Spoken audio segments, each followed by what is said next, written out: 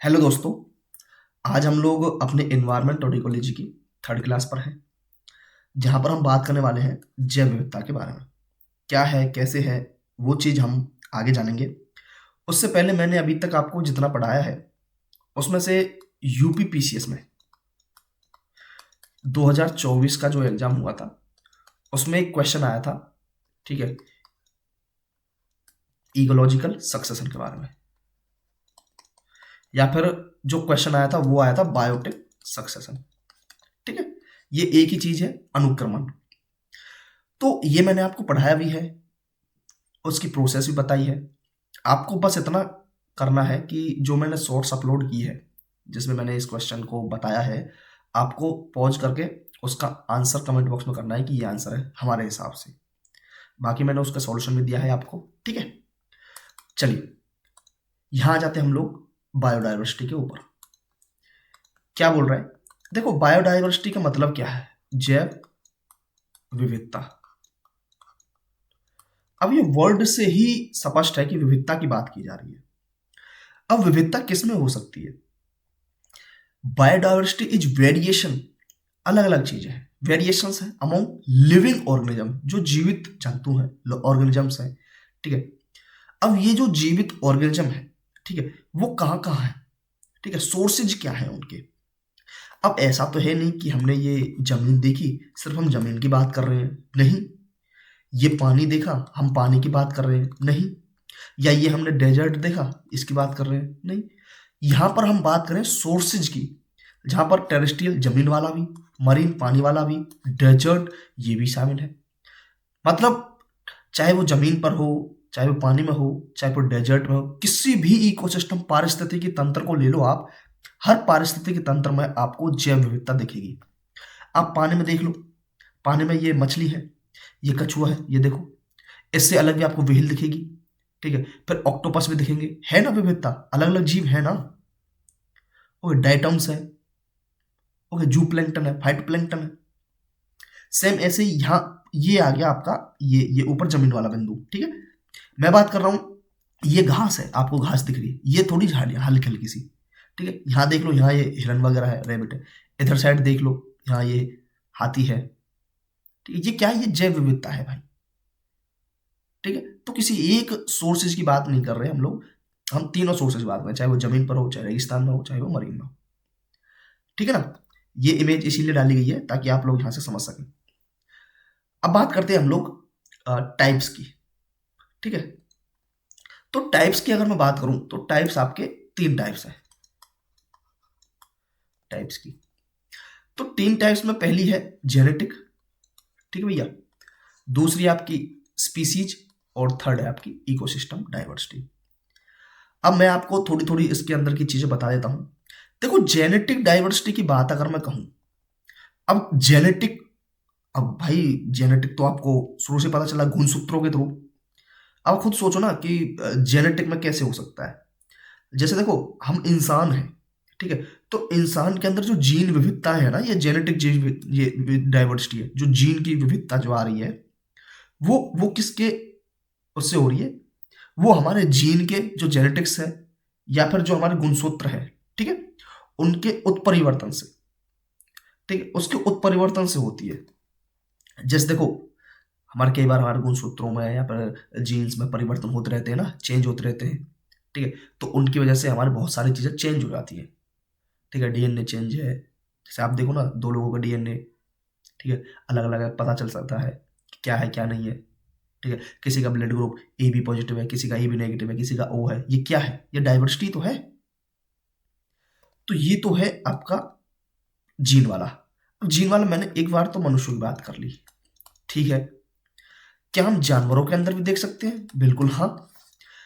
But जानवरों के अंदर जो डाइवर्सिटी आती है वो उनके सेक्सुअल से आती है, सेक्स से आती है। फॉर एग्जाम्पल आपको देसी भाषा में मैं समझाता हूँ। आप लोगों ने अपने आस पड़ोस में कुछ जो घरेलू कुत्ते हैं, कुतिया जो मतलब, ठीक है, जानवर कुत्ते कुतिया वगैरह देखे होंगे। आपने देखा होगा कि यार एक जो बिच है, जो कुतिया है, उसके मान लो चार बेबी है। एक ब्लैक कलर का है, ठीक है, एक मिक्स है ब्लैक व्हाइट, एक कंप्लीट व्हाइट है, एक रेड कलर का है। अब ये क्या है भाई, जबकि माँ तो व्हाइट है। अब देखो सेक्स अब ऐसा थोड़ी है सिर्फ एक ही कुत्ते के साथ क्या होगा यार, और भी है, सबका मतलब वही चीज मैं बता रहा हूँ कि जेनेटिक डाइवर्सिटी में जो जीवों के अंदर है, जो जानवर है उनके अंदर लैंगिक प्रजनन से ये डाइवर्सिटी आती है, ठीक है। तो ये जो डाइवर्सिटी है वो उसी वजह से है। एग्जाम्पल से आप लोग समझ गए होंगे, आई नो। उसके बाद सेकंड बात कर रहे हैं हम लोग स्पीसीज डाइवर्सिटी। देखो यहाँ ये जो चार्ट है वो इसीलिए लिया गया ताकि इमेज के थ्रू बहुत बार जल्दी समझ में आती है चीजें। तो जीन दिखा रहा है तो जीन यहां से देख सकते हो। स्पीसीज डाइवर्सिटी, अब स्पीसीज डाइवर्सिटी की बात की जा रही है, अब प्रजातीय विविधता, ठीक है, प्रजातीय विविधता की बात की जा रही है, जहां पर हम लोग स्पीसीज अलग अलग एक इकोसिस्टम के अंदर, ये जानवर भी रह रहा है, ये कुछ इस तरह की चीजें, घास भी है, पक्षी भी है, ये देखो मतलब हर तरह की चीजें रह रही है। क्या है स्पीसीज डाइवर्सिटी है। इसी के अंदर दो चीजें आती है, स्पीसीज रिचनेस और इवननेस। खैर वो ज्यादा डेप्थ में हो जाएगा, आप वो ज्यादा जाने की जरूरत नहीं है, बस यही चीज है कि स्पीसीज डाइवर्सिटी स्पीसीज के थ्रू है। इकोसिस्टम, अब मैंने आपको बताया पारिस्थितिकी तंत्र। अब चाहे आप जमीन का पारिस्थितिकी तंत्र ले लो, चाहे आप पानी वाला पारिस्थितिकी तंत्र ले लो, चाहे आप डेजर्ट मरुस्थल वाला पारिस्थितिकी तंत्र ले लो, वहां पर भी डाइवर्सिटी है। वहां पर भी आपको तरह तरह के जीव मिलेंगे। जैसे आप रेगिस्तान में जाते हो, रेगिस्तान में अलग तरह का सांप, वो मटीले मटीले कलर का दिखता होगा, ठीक है। तो ये क्या है, ये तीन तरह की डाइवर्सिटी है जो हमने टाइप्स में देखा। उसके बाद फिर बात आती है कि यार जो डाइवर्सिटी है उसको मेजर कैसे करते हैं, ठीक है। मेजरिंग बायोडाइवर्सिटी, मेजरिंग बायोडाइवर्सिटी, ठीक है भैया। उसको मेजर कैसे करोगे आप। अब यहां पर देखो यार, तीन तरह से हम लोग मेजर करते हैं इस चीज को। अब आपने ये वर्ड कहीं ना कहीं पढ़े भी होंगे, मैं इस वजह से बता रहा हूं, ठीक है। अल्फा, ठीक है, अल्फा डाइवर्सिटी, बीटा और गामा, ठीक है भैया। ये तीन तरह से हम इसको मेजर करते हैं। अब भाई मेजर में क्या है, ठीक है। देखो यार अल्फा डाइवर्सिटी में क्या है, कैसे मेजर करेंगे, इसमें हम एक ही कम्युनिटी जो है, ठीक है, एक ही कम्युनिटी के अंदर क्या करेंगे, स्पीसीज को गिनेंगे। जैसे मान के चलो मैंने एक कम्युनिटी ली, कौन सी, ठीक है भैया, मैंने एक कम्युनिटी ले ली, कौन सी ले ली, मान के चलो मैंने एक ये ली कम्युनिटी अल्फा में, ये मैंने लाइक हिरन की कम्युनिटी ले ली, ठीक है, एग्जांपल। तो हम इसकी संख्या को गिनेंगे, ठीक है, कि कितनी संख्या है इसकी। इस चीज को हम लोग बोल रहे हैं क्या, स्पीसीज रिचनेस, मतलब प्रजाति की क्या है, रिचनेस, अधिकता। तो सीधा अब देखो, मैं ज्यादा गहरा बताने के लिए और भी बहुत सारी चीजें हैं, बट उतना आपके लिए काम का नहीं है। मैं फिर बता रहा हूं आपको, जितना आप कम पढ़ोगे, काम का पढ़ोगे, वो बहुत है। ज्यादा गहराई में जाओगे कंफ्यूज होगे कि ये क्या क्या बता रहे हो, क्यों बता रहे हो। तो अल्फा का मतलब है एक ही स्पीसीज को गिनना एक ही कम्युनिटी के अंदर। बीटा का मतलब है, ठीक है, एक कम्युनिटी को दूसरी कम्युनिटी से कंपेयर करके स्पीसीज गिनना, मतलब बिटवीन इकोसिस्टम,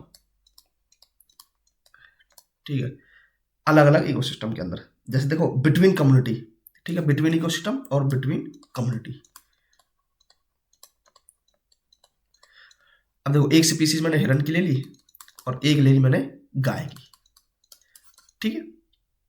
तो इन दोनों को कंपेयर करके स्पीसीज किसकी ज्यादा है किसकी कम है, उस तरीके से गिनना, बीटा डाइवर्सिटी। गामा, गामा में क्या है, गामा में है पूरा ओवरऑल लैंडस्केप, ठीक है। जैसे मान चलो ये पूरा पूरा लैंडस्केप है, तो इसके अंदर क्या क्या स्पीसीज है, कौन कौन सी है, किस किस की है, उन सभी को गिनेंगे हम, ठीक है। एक लैंडस्केप से दूसरे लैंडस्केप के बीच की गिनना, ठीक है। एक लैंडस्केप ये रहा और एक ये रहा, ओके, समझ गए ना। तो ये हो गया गामा, ये बड़ा कर देखो, ये अल्फा छोटा कंसेप्ट है, एक ही कम्युनिटी के जीवों को गिन रहे। बीटा एक कम्युनिटी को दूसरी कम्युनिटी से कंपेयर करके गिन रहे हैं।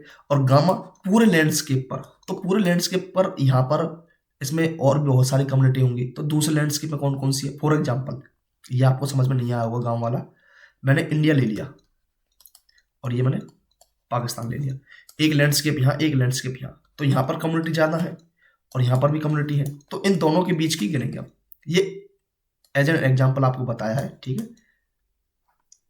ओके, तो ये आप समझ गए होंगे मेजरिंग बायोडाइवर्सिटी, ठीक है ना। उसके बाद एक चीज आती है कि हमने, ठीक है, हमने यार ये चीजें पढ़ ली कि टाइप्स क्या होते हैं, ठीक है, उसको कंजर्व कैसे कर सकते हैं।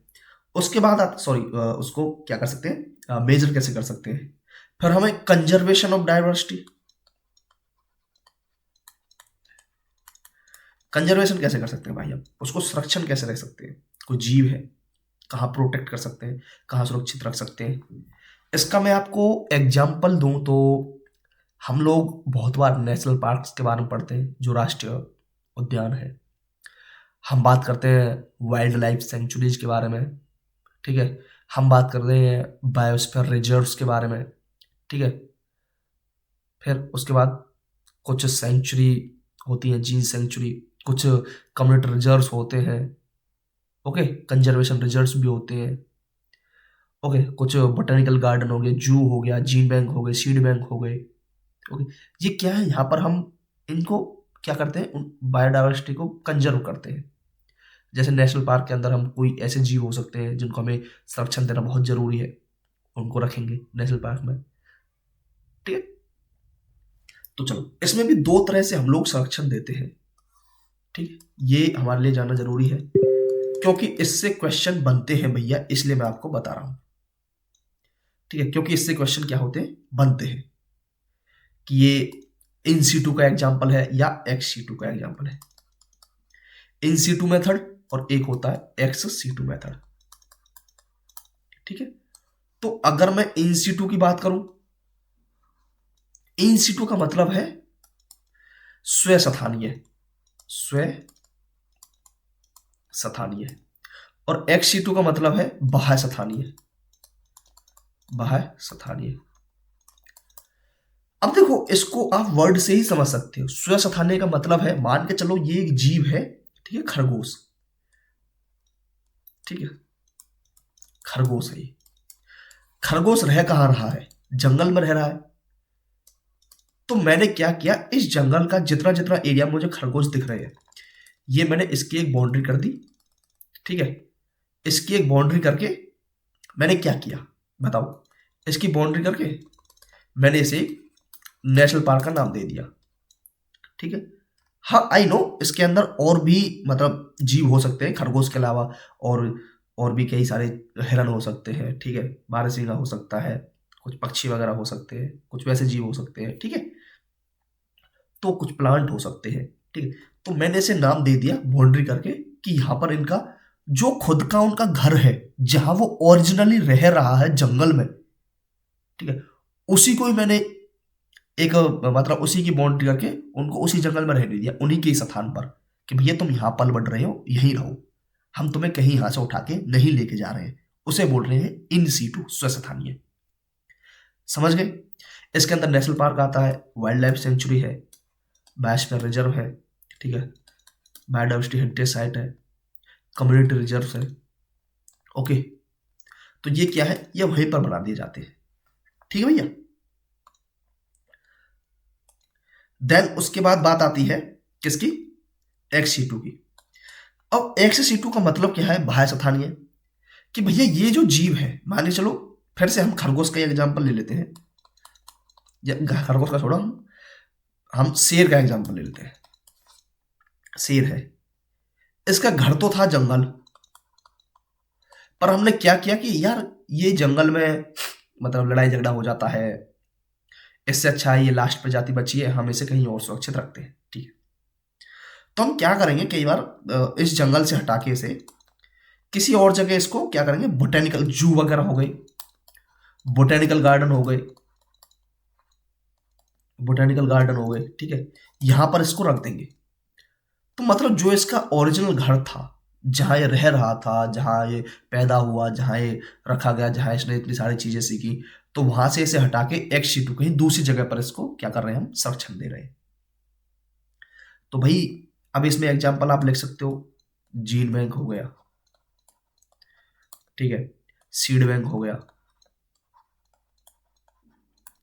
Gene bank, seed bank, tissue culture, cryo preservation, ठीक है। तो आप इतना ही एग्जांपल याद रख सकते हो। देखो मेनली ये क्या पूछेगा अगर आपके एग्जाम में आया भी तो, कि वाइल्ड लाइफ सेंचुरी या फिर नेशनल पार्क ये किस तरह के बायोडाइवर्सिटी कंजर्वेशन को उदाहरण है, in situ, ex situ, both या फिर नन, उस तरीके से पूछेगा ये। और ऐसे क्वेश्चन आए हुए हैं भाई, इसलिए मैं आपको ये सब करा रहा हूं, ठीक है। चलो ये अपना हो गया, ठीक है। तो बायोडाइवर्सिटी वाली बात हो गई।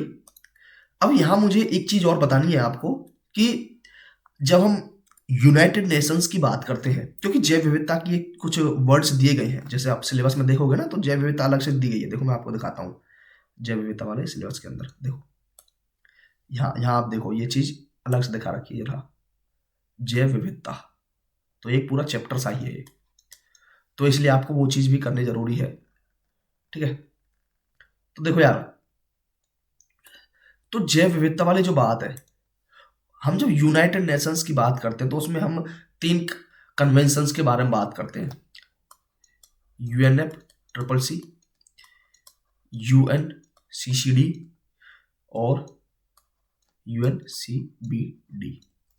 तो UNF triple C climate change, UNCCD combat desertification जो ये मरुस्थलीकरण है, और सीबीडी बायोलॉजिकल डाइवर्सिटी। तो हम इसी चीज को हम यहाँ पर पढ़ेंगे, बायोलॉजिकल डाइवर्सिटी वाली चीज को, ठीक है भैया। तो बायोलॉजिकल डाइवर्सिटी वाली चीज जो है, कन्वेंशन ऑफ बायोलॉजिकल डाइवर्सिटी, इसको और देख लेते हैं, क्योंकि इसमें 2-3 प्रोटोकॉल है, उनसे आपको क्वेश्चन पूछा जा सकता है, क्योंकि वो पूछ लेते हैं इस तरीके से। तो UNCBD, United Nation Convention of Biological Diversity, ठीक है भैया। तो ये देखो, इसके बारे में कुछ चीजें आपको जान लेनी है। ये क्या है, ये लीगली बाइंड है, लीगली बाइंडिंग है, बाध्यकारी है भैया, ये माननी है इसकी बातें।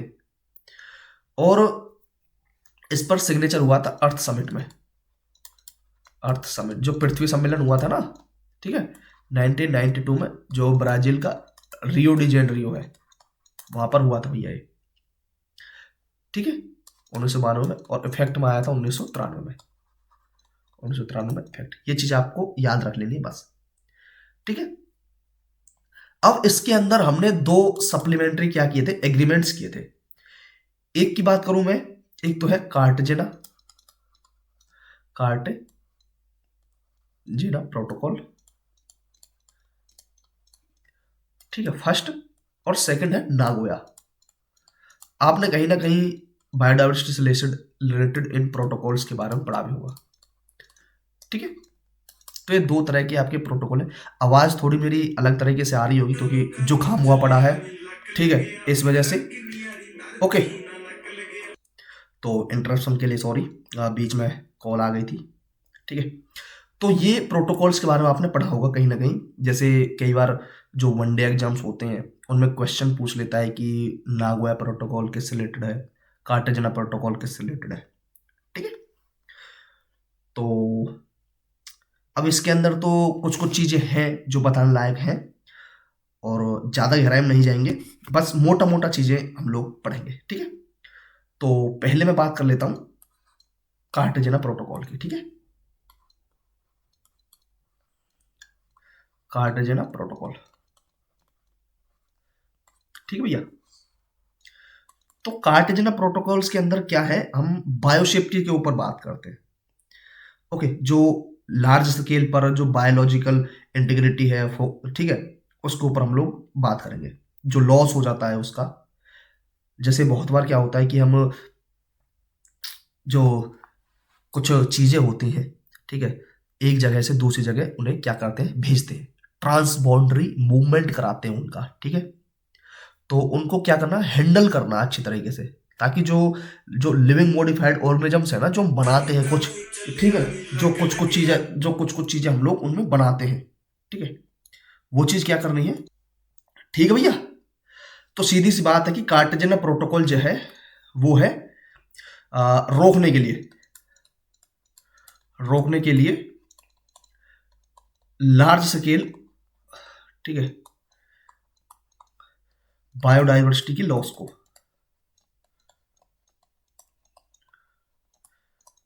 ठीक है, ये लाया गया था बायोडाइवर्सिटी के लॉस को रोकने के लिए बड़े स्तर पर।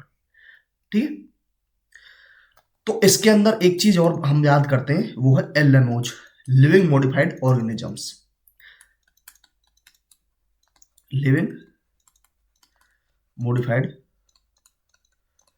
ऑर्गेनिजम्स, इनका सीधा सा मतलब है कि जो प्रोटोकॉल है वो अप्लाइज होता है ट्रांस बॉर्डरी मूवमेंट पर।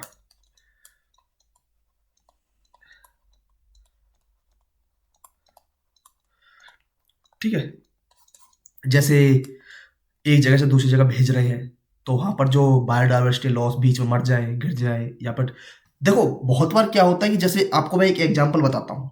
ठीक है, जैसे अभी रिसेंट में हमने देखा है कि हम शेर लेकर आ रहे हैं। ठीक है, शेर लेकर आ रहे हैं हम लोग अपने यहाँ पे, तो वो क्या है, बायोडाइवर्सिटी के लिए या फिर जो फूड चेन है उसको मेंटेन करने के लिए बहुत सारी चीजें हो जाती हैं। ठीक है, बट मैं आपको एज एग्जांपल बता रहा हूँ कि हम यहाँ पर कनेक्ट कर सकते हैं उस चीज को, उस वजह से मैं बता रहा हूँ ताकि आपको समझ आए। ठीक है, इसलिए मैंने ये एग्जांपल लिया है। निकालने के लिए और सारी बातें हो सकती हैं, बट ये आपको समझाने के लिए है। ठीक है, तो हम लेकर आ रहे हैं तो ऐसा नहीं होना चाहिए कि यार बीच में उनको मार के खा जाए। ठीक है, या फिर कुछ ऐसी चीजें हो जाए कि यार वो क्या है, हम लेके आए 5 और रह गए 3, और फिर इल्जाम लगा दिया कि वो तो ऐसे मर गए, वो मर गए। मतलब उसको पूरी तरह से सेफ्टी, ट्रांसबाउंडरी मूवमेंट अच्छे तरीके से करना, हैंडल जो है, जो हम हैंडलिंग करनी है ना उसकी, वो अच्छे तरीके से करती है। ठीक है, ओके, तो यही सारी चीज है इसमें। और उसके बाद फिर आता है सेकंड वाला, सेकंड वाला आता है आपका नागोया, नागोया प्रोटोकॉल। ज्यादा गहराई में नहीं जाना है। ठीक है, क्योंकि कार्टेजना में फिर और भी चीज आ जाती है, स्ट्रेटेजिक ऑब्जेक्टिव्स आ जाते हैं 2011 से 20 के, फिर इसमें एडवांस इन्फॉर्म्ड एग्रीमेंट उसकी चीजें भी आ जाती है, बट इतना ज्यादा हमको नहीं पढ़ना है। ठीक है, क्योंकि ये बहुत ज्यादा डेप्थ वाला हो जाएगा। नागोया प्रोटोकॉल में क्या है, इसमें है कि नॉलेज, ठीक है, नागोया प्रोटोकॉल में जो जेनेटिक रिसोर्सेज है उसकी फेयर या इक्विटेबल शेयरिंग करनी है बेनिफिट्स की, कि यार हमारे पास जो ये जेनेटिक रिसोर्सेज है ना, जेनेटिक रिसोर्सेज जो है उनकी क्या करनी है, शेयरिंग करनी है। बताना है चीजों को कि भाई हमारे पास ये चीजें हैं, उससे ये हो सकता है, ये ऐसी चीजें हो सकती है, ताकि अच्छे से उसका यूटिलाइजेशन हो सके। जैसे मैं आपको एक एग्जांपल बताता हूं कि हमने एक बार पढ़ा है, अभी देखो रिसेंट में न्यूज में एक चीज आई थी, ये उससे कनेक्शन नहीं है इसका बायोडाइवर्सिटी से, बस मैं आपको समझाने के लिए बोल रहा हूं कि जो शेयरिंग है वो क्या है, नॉलेज शेयरिंग। ठीक है, हमारे यहाँ पर बहुत सारे क्या है, थर्मल पावर प्लांट्स है, और वो क्या कहते हैं हम लोग, मैं नाम भूल गया उसका, ऐसे ही कई जगह वहां पर, हाँ, न्यूक्लियर पावर प्लांट, सॉरी, हमारे यहाँ न्यूक्लियर पावर प्लांट्स है, सेम ऐसी पाकिस्तान में भी है। तो हमारे बीच एक क्या है, प्रोटोकॉल है कि हम लोग, हमारे जो न्यूक्लियर पावर प्लांट्स है वो कहाँ कहाँ लोकेशन है उसकी, वो उसके बारे में हम उन्हें नॉलेज देंगे और वो हमें शेयर करेंगे नॉलेज, कि कल को अगर हमारे बीच युद्ध होता है तो हम उन जगह पर कोई बम वगैरह ये चीजें नहीं करेंगे, उन उन उन साइट्स को कोई नुकसान नहीं पहुंचाया जाएगा। क्योंकि अगर न्यूक्लियर बाहर निकल गया तो भाई नुकसान सिर्फ हमारा नहीं है, बहुत सारा नुकसान हो जाएगा। तो ये क्या है, ये नॉलेज शेयरिंग है। तो सेम यही चीज यहां पर है नागोया प्रोटोकॉल के अंदर, कि जेनेटिक रिसोर्सेज जो है ना, तो उनकी फेयर और इक्विटेबल शेयरिंग होनी चाहिए ताकि बेनिफिट्स लिया जा सके उनका फ्रॉम देयर यूटिलाइजेशन, उनकी यूटिलाइजेशन से। ठीक है, तो ये क्या बेनिफिट शेयरिंग है। ठीक है भैया, ओके, ट्रांसपेरेंसी को बढ़ाने के लिए तो यही चीज मुझे बतानी थी इसमें। तो यहां पर तो ये नॉलेज शेयरिंग है, और यहां पर क्या है, अच्छी तरीके से हैंडल करना है ताकि बायोडाइवर्सिटी का लॉस कम हो। तो इतनी ही चीजें थी इसमें बायोडाइवर्सिटी की, तो ये चीज हमारी हो गई। उसके बाद हमारा आता है नेक्स्ट टॉपिक। ठीक है, जो उसी का ही है, इंटरेक्शंस। ये किसका टॉपिक है, ये टॉपिक हमारा इकोसिस्टम वाला ही।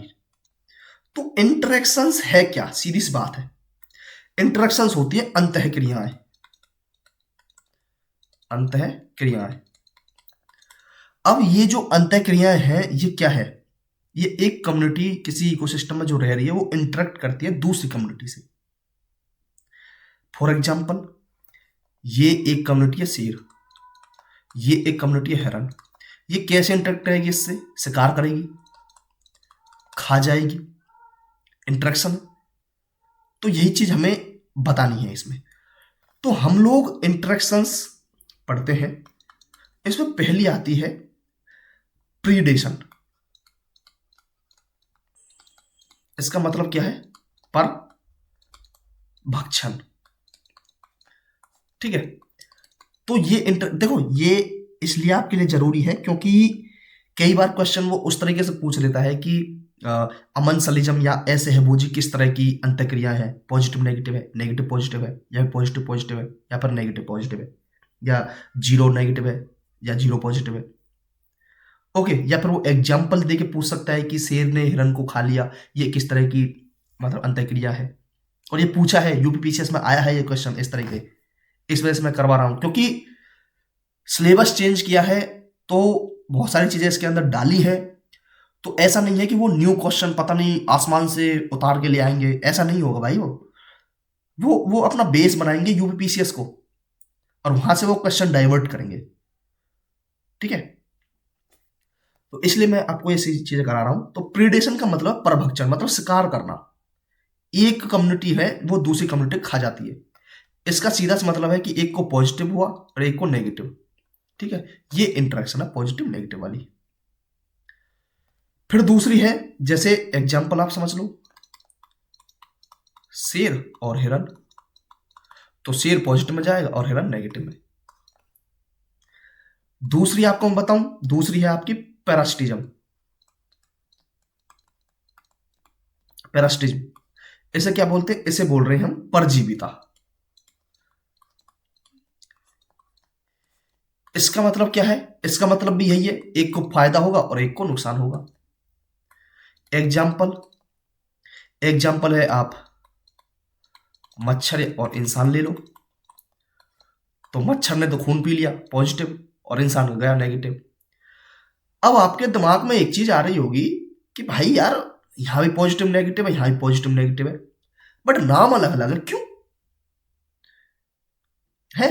देखो यार, प्रीडेशन, प्रीडेशन का मतलब आपने एक मूवी देखी होगी प्रीडेटर, पूरी तरह से खत्म। तो इसमें क्या है कि जिसको फायदा हो रहा है ना, वो दूसरे वाले को कंप्लीटली फिनिश कर देता है, कंप्लीटली फिनिश, मार के खा गया, खत्म कर दिया भाई, कोई जिंदा नहीं छोड़ा।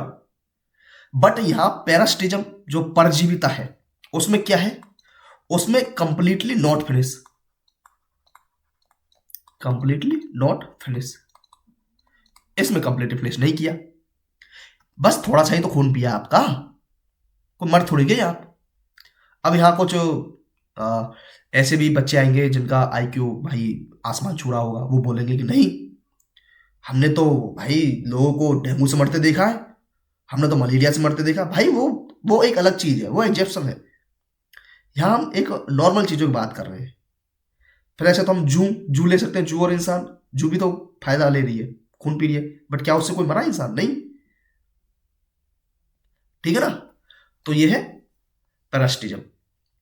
उसके बाद थर्ड, थर्ड आता है अमनसलिज्म। इसे बोल रहे हैं ऐसे है भोजी। इसका क्या है? इसका है एक को नेगेटिव और एक को कोई भी इफेक्ट नहीं होगा। एग्जाम्पल क्या हो सकते हैं इसके? अब मैं आपको एग्जाम्पल बताता हूं। जैसे देखो यार, हम लोग बहुत बार, एक एक ट्री है, एक पेड़ है जिसका नाम है black walnut tree. Black walnut tree, ये क्या करता है? ये अपने चारों साइड कोई केमिकल रिलीज करता है, रिलीज केमिकल। और उस केमिकल से क्या होता है कि कोई अदर ट्री जो है, अदर ट्री वो नहीं हो पाता। अब आप सोचो ना, इसको तो कोई नुकसान ही नहीं हुआ, तो इस पर इफेक्ट जीरो है। बट जो अदर ट्री है उसको तो नुकसान हो गया, वो तो उग ही नहीं पा रहा भाई, वो तो पैदा ही नहीं हो पा रहा। ठीक है, तो ये उसका एग्जाम्पल है। तो ऐसे एग्जाम्पल वो पूछ लेता है भाई। ब्लैक वॉलनट ट्री बहुत काफी फेमस एग्जाम्पल है इन बोर्ड्स का, ये पूछते हैं भाई ये चीज। ओके, उसके बाद ठीक है भाई, ये आज कंप्लीट हो जानी चाहिए थी, मगर हो नहीं पाएगी क्योंकि मुझे जाना पड़ेगा कहीं, कॉल आ चुकी है मेरी। ओके, बट मैं ये चीज़ तो करवा के ही जाऊंगा। ओके, उसके बाद आता है हमारा कॉमन सिलिज्म। अब कॉमन का मतलब है पॉजिटिव और जीरो। कॉमन का मतलब है यहां सहभोजी, सहभोजी, ठीक है ना। तो इसमें पॉजिटिव और जीरो, जैसे अमन सलिज्म असहभोजी, तो उसमें नेगेटिव डाल दिया भाई, वो सहभोजी नहीं है, और ये सहभोजी है तो पॉजिटिव है। जैसे एग्जाम्पल आप देख सकते हो कि आपने देखा होगा कई बार, जैसे ये हमारी भैंस चल रही है आगे आगे, ये मेरी भैंस है, ठीक है, ये मैंने सीन बना दिए ऐसे, ठीक है, और ये ऐसे करके ये हमारी भैंस चल रही है आगे आगे। यहाँ नीचे जो है ये मैदानी इलाका है। अब इसके खुर से, भैंस के खुर से मिट्टी ऊपर उड़ रही है, लूजअप हो रही है मिट्टी, ठीक है। तो मिट्टी लूजअप हुई, तो अब क्या होगी, मिट्टी के लूजअप होने से जो मिट्टी के अंदर थोड़े बहुत छोटे मोटे कीड़े होते हैं, ठीक है, कोई इंसेक्ट्स वगैरह होते हैं, वो क्या करेंगे, वो बाहर आ जाएंगे, और उनको खाएगा कौन, जैसे कोई चिड़िया आ गई, कोई मैना आ गई, उन्होंने क्या किया, खा लिया। तो ये क्या हुआ, भैंस पर कोई फर्क पड़ा नहीं, इसका जीरो है। बट फायदा किसको हुआ, इस चिड़िया को फायदा हुआ, तो इसका पॉजिटिव आ गया, इस तरीके से। नेक्स्ट इसके अंदर आता है कंपटीशन।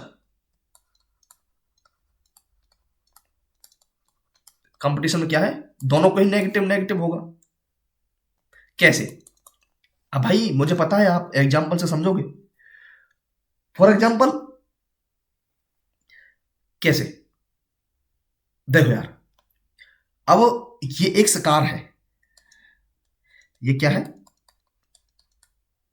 ये क्या है, ये एक मीट है, मीट, ठीक है, ये शिकार है। अब एक शेर यहां पर है और एक शेर यहां पर है। अब इस मीट को खाने के लिए इन दोनों में क्या होगा, कंपटीशन होगा, ठीक है। तो इनके बीच क्या होगा, कंपटीशन होगा। अब कंपटीशन है तो भाई इसको भी नेगेटिव, इसको भी नेगेटिव, क्योंकि दोनों थक हार के एक जगह बैठ जाएंगे और मीट को कोई और ले जाएगा। बट कंपटीशन जिसमें हो रहा है उसको तो नेगेटिव हुआ ना, मीट उनको मिली ही नहीं है, या तो एक दूसरे को मार देंगे। ओके, तो मीट तो एक दूसरे को मिली नहीं, किसी को भी नहीं मिली, कोई और ले गया। बट रियलिटी में कंपटीशन किसके बीच हुआ, इसके बीच और इसके बीच, और नुकसान किसको, दोनों को ही हुआ, किसको नहीं मिली।